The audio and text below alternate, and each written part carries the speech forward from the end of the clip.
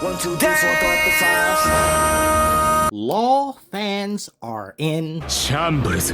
It could be worse. You could be Kid fans. Let me not pour salt in the old wounds. I bet Law and Kid both wish they went south. Let this be a lesson to each and every single one of us. Ass whoopings, though not promised, are a possibility, especially when you're trying to be king of the pirates. This will be a brief review on One Piece chapter 181. If you happen to be new here, think about sticking around. I talk about movies, music, I do skits, a whole lot of things. If anime is just what you're interested in, I wouldn't suggest you subscribe because that isn't just all I do, but I appreciate your company nonetheless. So as we get to talking about this chapter, what do we learn? People who denied Garp's capabilities and his power are now hiding, running for the hills. They look foolish. I don't know exactly how this came about, seeing as we've never seen Garp take damage other than from Luffy, which he allowed to happen, but people make up their own narratives and things. And I guess simply because he's a vice admiral leads those who are uneducated, who simply haven't read a single book at the Library of Ohara, haven't done their due diligence, to believe that he's somehow lower than the current admirals. When how many times has it been stated that he was Roger's equal?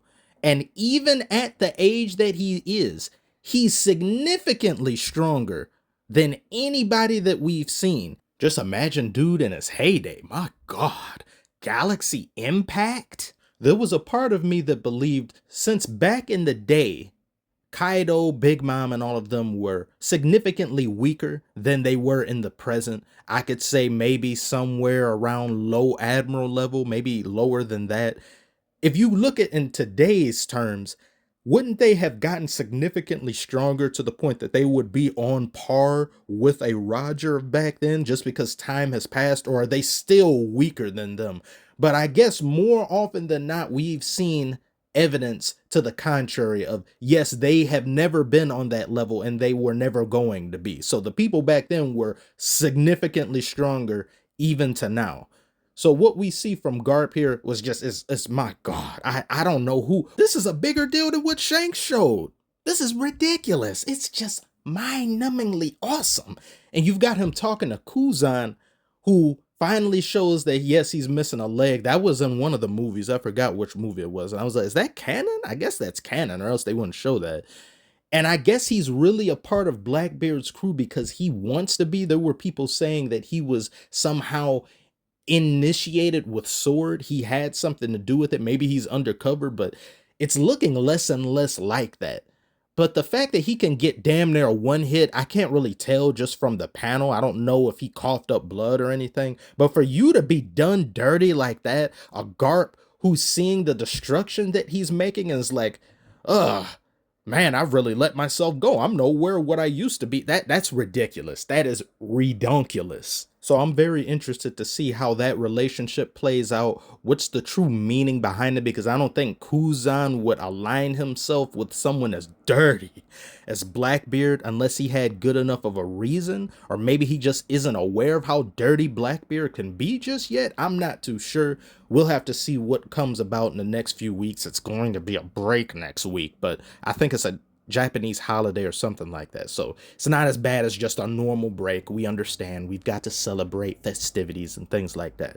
Now, when we talk about Law, what happened to Law is not surprising to me. Just like what happened to Kid was not surprising to me. It's just the way in which it happened to Kid that I was like, damn, I knew he'd get beaten, but to be banned from the server, to lose your ship, to your crew over here giving away the poneglyph that you didn't deserve, I didn't think that was going to happen like that. I didn't really see Kid getting wrecked any more than he already has this late in the story, but color me surprised. I just did not expect this. Law getting beaten the way that he did. I'm surprised that he was even able to damage Blackbeard as much as Blackbeard looks damaged. He doesn't look like he's super bad off, like he's half health. It looks like he's like 80 to 70% health. I mean, he has some blood coming down his mouth.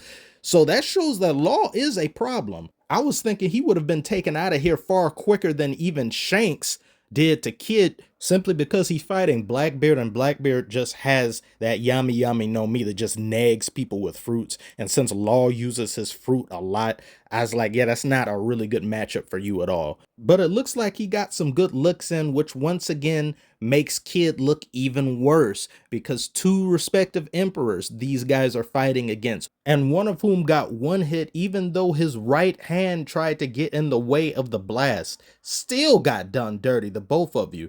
I don't like the way Oda has written Kid thus far. For you to make him matter as much as you tried to make him matter in Wano, and for you to just get him wrecked like this when we had already seen this happen to him in Wano, it just seems redundant and unnecessary. Maybe that shouldn't have happened then. Maybe this one shouldn't have happened. Either way, it just seems to be something to me that's not necessary. It's like, okay, we get it. He's the Vegeta of the show, but why did you make him seem as if he was going to be more important than what he actually is? Law has been far, far leaps and bounds more important. And you can tell that just by the fact that his fight fared a lot better as opposed to Kid. Seeing Beppo's Sulong form was cool with whatever it was that Chopper gave him. To be able to take that and go Sulong without the aid of a moon, that's pretty overpowered. I like how he was able to save Law. But just like Kid, Law's ship got destroyed. His crew is scattered and things. So it's somewhat relative, but the Kid being wrecked is more disrespectful to me because at least Law, once again, I say he put up a fight. Kid, he got taken out before he knew what he was going to do himself almost by someone who could see the future. That's like going back in time and whooping teenage Hitler's ass. It's like, well, I haven't done it yet. It was like, yeah, but I'm not taking any chances. You're done, Kid. This was an amazing chapter to me. This was a really great chapter. Not every chapter is going to be fire and amazing because that's just not really possible. Some are going to be more story driven. Some are going to slow down. But this one, it looks like Oda's back on that fast paced, bam, bam, bam, non-stop fighting back and forth. And like you said, this is going to be some form of a battle royale. I am highly interested in this, including the Egghead Island incident that we've yet to see come about, that I also cannot wait to see what is it going to look like. But does anyone here think if Luffy would have went to either of the directions, let's just say Blackbeard, for example, is Luffy losing to Blackbeard, or would he be able to beat Blackbeard? Because we at least know Luffy's stronger than Law and Kid, but would it have been high difficulty Blackbeard wins or high difficulty Luffy wins? Or do you guys think he would have mid-diffed Blackbeard? I'm not too sure. I think if he had come across Shanks, that would have been a pretty like mid difficulty for Shanks to deal with Luffy if it were to come to that, even though I don't think they would fight in a serious type fight like that. But you guys tell me what you think below. Should Luffy be lucky that he didn't go any of the other directions? I know he is lucky with the Blackbeard thing though, because I think that could have went left if not for Luffy himself or other members of the crew. So that's about all I have to say about that. There's a lot about this chapter I really like. I appreciate how they showed Kuzan joining and the reasons why and what led up to it 2 years ago. There's so many moments like that in One Piece. It's just ridiculous. Oda can do that for probably almost 50 chapters straight. 2 years ago, 3 years ago, this happened. 10 years ago, this happened. And still have way more story to tell for the front end of One Piece that has nothing to do with flashbacks. So that's about all. For the last time, it's about all. I want to thank you so much if you've made it this far. Like, comment, do all that jazz. What do you think about this chapter? You think it was great? You think it was eh? Are you looking forward to the next one? And what will come about towards the end of Egghead Island? I'd like to hear what you have to say. I thank you so much for watching, and I will see you on the next one.